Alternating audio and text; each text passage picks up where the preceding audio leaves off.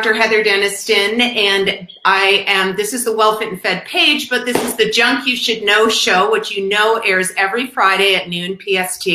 And I seriously can't tell you how excited I am today. I have no idea how I got on her schedule, but I got Christine Hansen to agree to come and talk to us. And Christine is a sleep specialist. She's got a lot of credentials. She's also written a book called Sleep Like a Boss. And later in the show, we're going to talk about her latest masterclass that she's going to be launching next week, which is so amazing. It's a 5-part class, little 15-minute power sessions that you are going to, by the end of it, you are going to be sleeping like a baby, and she's going to give you all the tools for that. But we are going to talk today about sleep because Christine knows sleep is one of the biggest pain points for people, right? Yeah. Oh my God. Like, it's astounding to me when people ask me, are there many people who don't sleep? And it's like, yes. I feel it's like this undercurrent of Sleep Anonymous, in terms of that people don't like to talk about it. It's a very personal subject, but it's like, hello, yes, you are not alone out there. And from being a chiropractor and being in the business, most of my patients, and you find this too, I'm sure, is that they think not sleeping is normal, so they don't complain about it. Yes, they get used to it. It's really something you get used to. And when my people start to sleep again, they're like, I had completely forgotten what it feels like to have a week of sleep, or then a month of sleep, or like real sleep, not sleeping pill sleep. It's fascinating to me what the body adapts to. And so that's why a lot of my clients only come when it's really downhill pretty quickly, when they start to notice that body is breaking down, or when interpersonal relationships are starting to suffer. So it's a phenomenal topic. I adore it. I love it. It's so great. And I know, I rub shoulders with a lot of the health experts out there, and nutrition and fitness experts alike all agree. If you don't have your sleep intact, stop everything. That has to be the number one thing that you address before you start changing your diet, before you start exercising. And so you are an incredible, wonderful niche area that is so helpful to people. And so again, thank you so much for joining me today. I'm just going to do a quick thank you to our sponsor, The Change Cave. The Change Cave is an online membership. It's a 12-module learning institute. And here's the cool thing is Christine is going to be doing a very special video for the Change Cave members that is going to be part of our module 3 called Pajama Camp. And I'm so excited to have her do that. So the Change Cave, the link for further information will be down below in the comments. Please check that out. It's just $23.99 a month, cancelable at any time. And enough about that. Let's get back into some of the content around Christine's area of expertise. Christine, tell me about your certifications, because I know that we've got, in fact, I'm going to bring it up here. There's you certified functional nutritional practitioner, that's a mouthful, sleep science coach, and I know there's others there. And so how did you get into this? And I know you were a high school teacher first, right? Yeah. It's been a great journey. I really love talking about it. And I don't know if it's interesting, but I love it.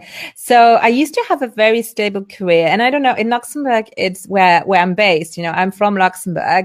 It's usually you pretty straightforward. You do something in high school, you decide what you want to do, you go and study it, and then you work there. So I was always good in languages. I loved English. So I went to study English language and literature, and my master's is in children's literature, actually, Mickey Mouse degree, I always say.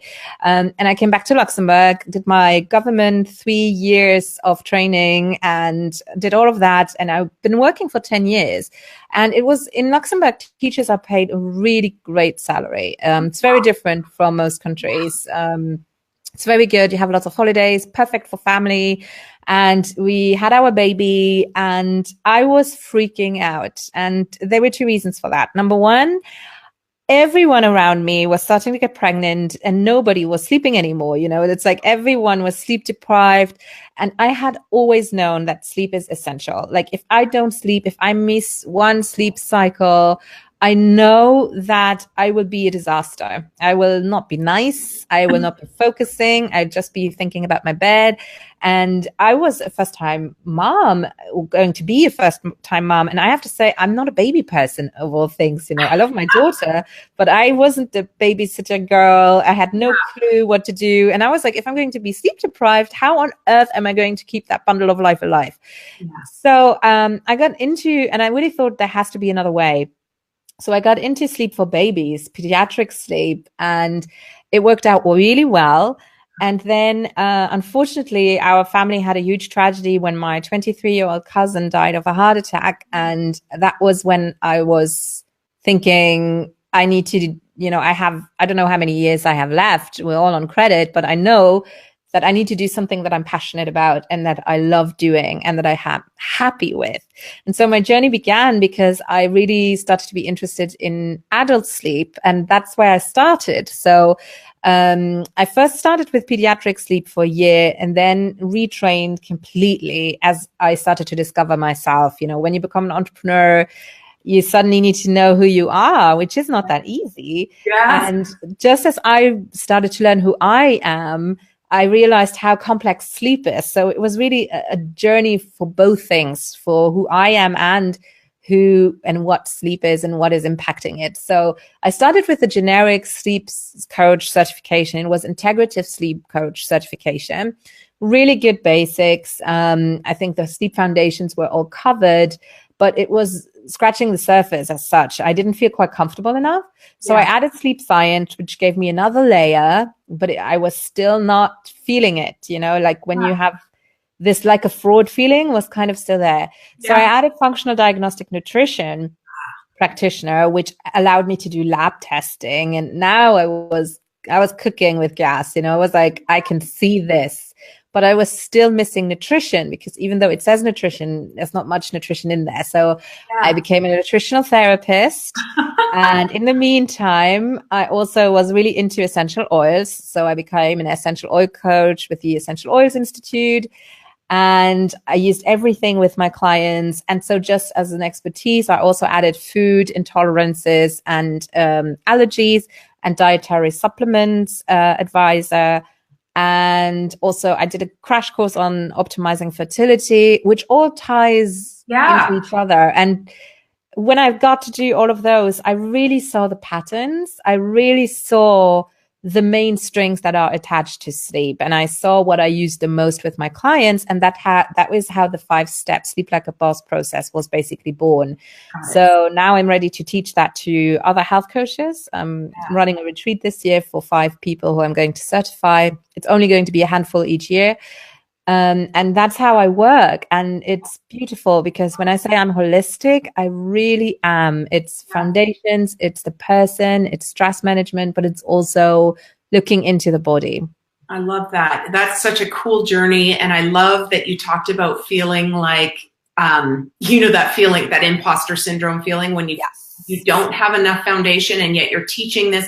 And I love that you got the credentials to the point that you felt confident in what you were going to be sharing, which is great. And I think there's nothing, like, a lot of people say you shouldn't just listen to your credentials, or it doesn't matter how many you have. And I don't think it's necessarily about the credentials, but for me, it was really knowing what I'm talking about and actually feeling that I got it. Yes. You know, I just feeling I can see the big picture now. There's not something missing. And that's what makes the magic happen in terms of how you speak to your clients, what you can do for them. And it's just, when I sit there and they, you know, in our first session where we just get to know each other, I have to smile because I'm like, yes, ticks the box, ticks the box, ticks the box, ticks the box. And now let's go digging. and it's great because you already have a pretty good concept of what they're going to need, but that then letting them kind of talk about it first, but that confidence of going, I can help you. Like, it's just the best. Amazing. It's the best. and like you said in the beginning, from a personal and a professional standpoint, when you're not sleeping and it can be insidious or it can be abrupt, it is devastating to the rest of your life. And so what a gift you're giving to people. It's just so wonderful. So let's get into main causes for poor sleep hygiene. What do you think is creating this sleep issue that's just worldwide of people who just are not sleeping like they should be, the level of quality of sleep. What are your thoughts on that? I think it's like really, as you're saying, statistics have shown that we're sleeping the least amount ever in the existence of human beings. And it's because there's two reasons. Number one is we have two camps. We have the camps of people who could sleep, but who get not enough sleep because they have so much going on. So I hate to say that it's voluntary sleep deprivation, but it kind of is. Yeah. So there we're looking a lot of pressure that we're putting ourselves under. You know, we're confronted with the perfect life all the time, perfect job, perfect holiday, perfect house, perfect mom, perfect partner, perfect everything, that it can get very quickly overwhelming. So either it can really be 24 hours of the day is not enough. It can also be that you do have enough time, but not enough to process what is going on inside of you. And then monkey mind, hello.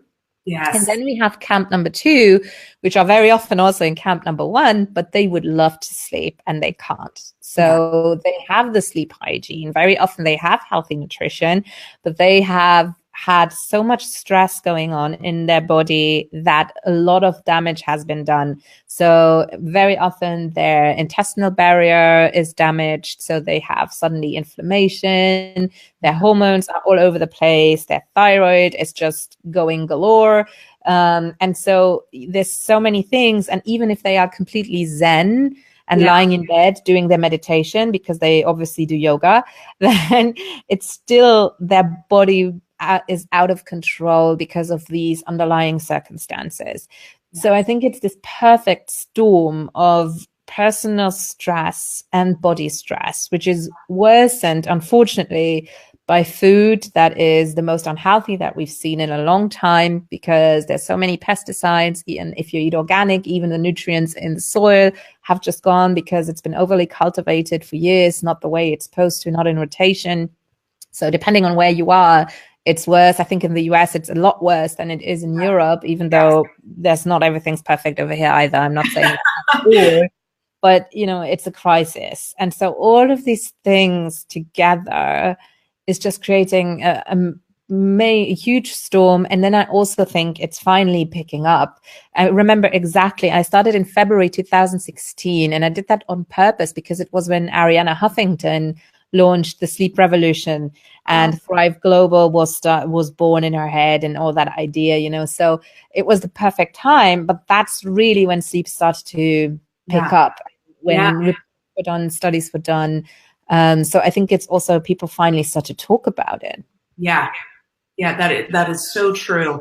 And so then just what you've presented makes it feel like, oh my gosh, then how do we solve the problem? Because that's so complex.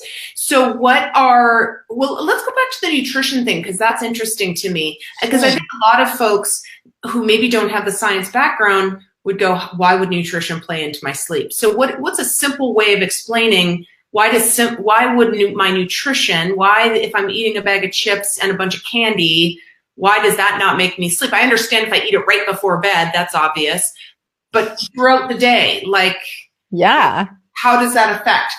So there's two things that I usually talk about when I talk about nutrition and sleep. Number one is that the blood sugar levels are out of control, which means that in an ideal world, your blood sugar levels are in a kind of wavy pattern. So when you eat something, you eat foods that slowly rise your blood sugar levels, keep you full, and sleep is not going to be affected. You know, it's all nice and balanced. Like just imagine a boat rocking along a Greek island, you know, beautiful. And then you have what most of us do, which is a zigzag blood sugar pattern, which is we eat sugary food, caffeine to pump us up, blood sugar, spikes up, and then it crashes. And if we do that all day long, so going from crash to crash or from high to high, which would be your coffee, your chocolate at 10 a.m., the nice lunch with some Coke or soda, having another snack at 4, and so forth, that zigzag pattern can take a life of its own. So suddenly you have a high in the middle of the night that you're not supposed to have, because your body is just getting used to these things and it's just out of control. It can't, you know, your insulin is just completely disrupted. So that's one reason. And reason number 2 that I see a lot of the time is food sensitivities. So not food allergies. I really want to make that very clear. Food allergies, if you eat a peanut and you're allergic, you have to take your EpiPen. It's going to be life-threatening. Yes. Food sensitivities is when it creates inflammation. And the easiest way to explain why that is an issue for sleep is that cortisol, which is our stress hormone and our wake-up hormone, is an anti-inflammatory. So that and adrenaline are kicking in when you have an inflammation going on due to something you ate that is creating that inflammation, even if it's broccoli. And I love that example because I had a client who had a super healthy diet, broccoli every day, where we would say good, dark green, lots of vitamins. But every time he ate it, he created an inflammation. So his body was shedding adrenaline and cortisol in order to calm that down. And that obviously created havoc in his cortisol pattern and at nighttime as well. So those are the 2 main things that you just need to know about and need to know how you handle them. Yeah. And that is a biggie. And then the third one, which is a little bit more complex, is nutrients. So unfortunately, we have a lot of oxidants, which are kind of, if you have toxins in your body, they disrupt our cells, and those oxidants create a lot of damage, DNA damage and so forth. And that is why we have antioxidants. Unfortunately, most of us don't have enough. Yeah. So that's why healthy foods come in, when diet supplements are coming in. And I see a lot of people who don't have enough minerals and not enough nutrients. And that is creating a lot of it really disrupts how hormones are balanced. It disrupts a lot of how we are nourished. So you can have people who have a great diet, but they are malnourished in terms of vitamins and nutrients and so forth. So that's another big one. And there's ways you can evaluate that. And but that's why nutrients. Yeah. Yeah, that's super helpful because I think that is one area that people don't necessarily, they understand that stress does, but they don't necessarily understand the connection between, food I'm eating is going to affect me at 3 o'clock in the morning. Yeah. So I think that's really good. And so let's talk about some key tips for sleep. What are some practical measures people can take right now for tonight that will help them?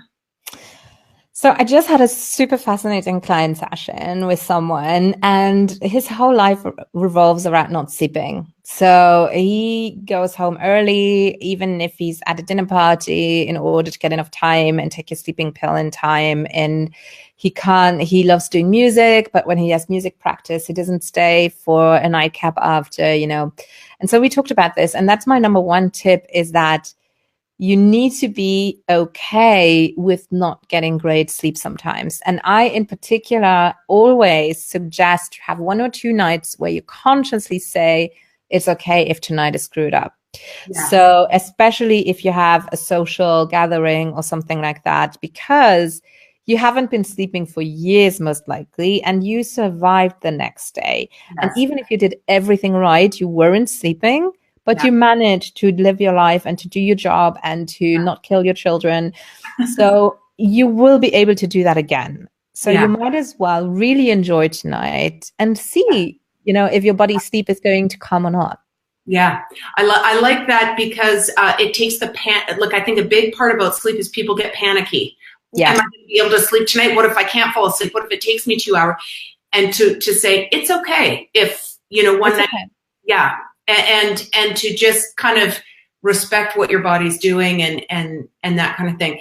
So I like that. And one thing I wanted to ask you, because I loved this quote from your book where it said, and this goes back to what we were talking about at the beginning, I apologize, but the whole thing about we are the only mammals that restrict our sleep, that don't. Crazy, right? Can you say it how, I love that.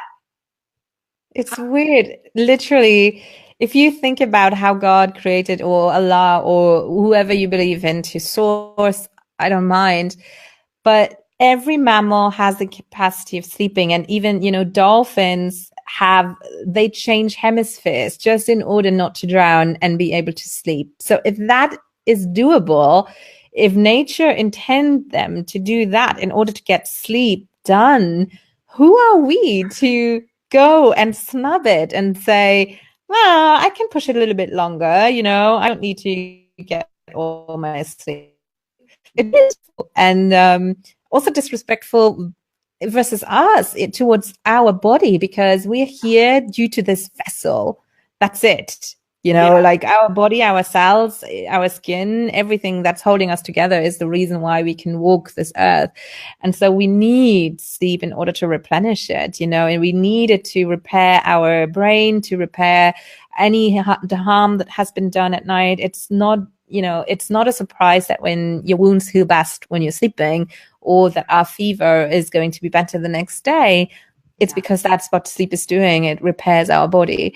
So it's fascinating to me how that, for me, very macho statement of, you can sleep when you're dead, or all of these things have been able to survive for that long. So I'm really glad to see that it's basically not true, and that a lot of people are taking a stand against that, and that it's not just about clocking hours or being physically present at an office in order to get promoted, but to actually focus on what is getting done, and to study things like being in the zone or in flow, all of these things, that those things are finally starting to become prominent. Yeah. It's great news.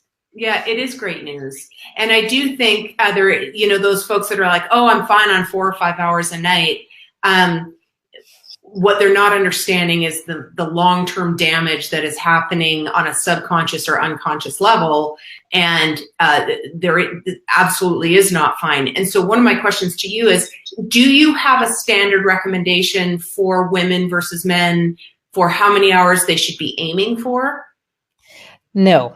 And I'm very clear about that, because if I'd say it's 8 hours, I would have 50% of the people who are not sleeping 8 hours being stressed about having to sleep 8 hours. So the perfect recommendation is going to sleep, sleeping well, and waking up refreshed. Whatever that is your time. That might be 7 hours. It might be 9 hours. Yeah. However, usually the norm is that it's between 6 and 9. So I have people, if you sleep less than 6 hours and you're not tired, it's actually attributed to a genetic defect. So it's not normal.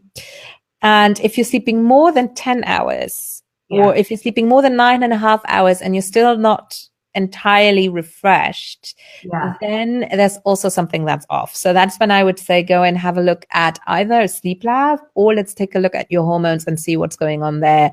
Maybe it's a sluggish thyroid or something like that, or your cortisol is off. But that's when I would get started to worry.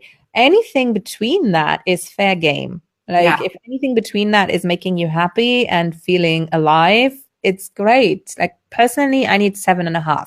Because I know exactly how many sleep cycles I need. So a sleep cycle is 90 minutes. So we usually need around 5, but some people need one more, some people need one less, so it's fascinating. You can figure that all out, but it's really crucial to take the time and just go in and see when you feel at your best. That's what your time is. You touched on that sleep cycle, and that's a really key one. Several of the coaching clients I've had who I've worked with them a little bit on their sleep. I certainly do not have the breadth of knowledge that you do, but I do understand the 90-minute sleep cycle. And I think that comes from Ayurvedic medicine, does it? Or is there another source that kind of discovered that whole 90-minute? So it was discovered in the 70s when you had William Dement, who's like the main godfather of sleep studies. And I think it was at Berkeley University, which is still the forerunner in sleep research. And it was really only in the 70s that they started to study sleep. And he discovered REM sleep. So that is when they figured out that there's different phases. And basically it used to be 4, now it's what they say 3. So light sleep, deep sleep, and REM sleep. And they discovered that after they go in that order, light, deep, REM, it starts from scratch. And that's how sleep cycles were born. And it's just they measured through the rapid eye movement, through brain movement, they measured how long it takes. And they saw that it's pretty stable, that these 3 cycles, they had different lengths. So it might be that in one sleep phase, deep sleep is longer, which is the first one, which is not true. But people say that you should get your sleep before midnight. So that might be a reason. what was I saying? Yes. So the sleep phases can be different. You can have one cycle where deep sleep is longer and light sleep is lighter, but you can also have one where deep sleep is shorter and light sleep is longer, and REM sleep is, variable. So all of them are different, but the sleep cycles in general are always pretty much the same time. I do. I love that though, because then people can kind of predict by saying, okay, if I want 4 cycles or 5 cycles, that tells me, are you doing okay there? Everything okay? Are you there?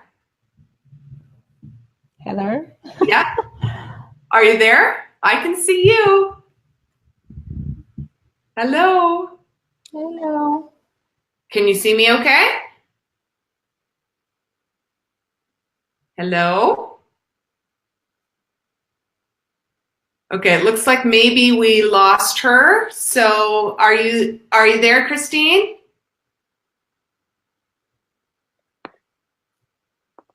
Okay, let's just see here. Can you see me, Christine? Yeah, looks like she may not be able to see us. I'm going to switch over to main screen, and I'm just going to give her a little message real quick. Hold on one second, because we don't want to lose her. Her messaging is awesome. Okay, I can see and hear you. We'll just give it another second. That's her book title at the bottom. So you can get that on Amazon. So make sure to check that out, Sleep Like a Boss. And what's wonderful is I'm going to be doing an additional video with her for the Change Cave members. So we'll get some of the stuff that we didn't answer there. And if you're interested in that, then make sure to check out the Change Cave. You can see me? Yeah. I can't see you, and I can't hear you at all. Okay. See me? I can't hear you. I can't see you. I just see a black screen. Okay. I don't know what happened. Okay. I'm going to send her a question. Hang on.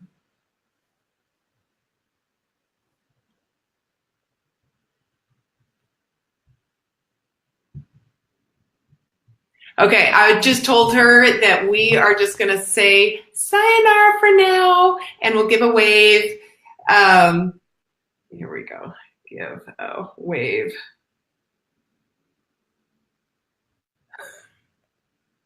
Okay, let's just say goodbye for now. Sorry.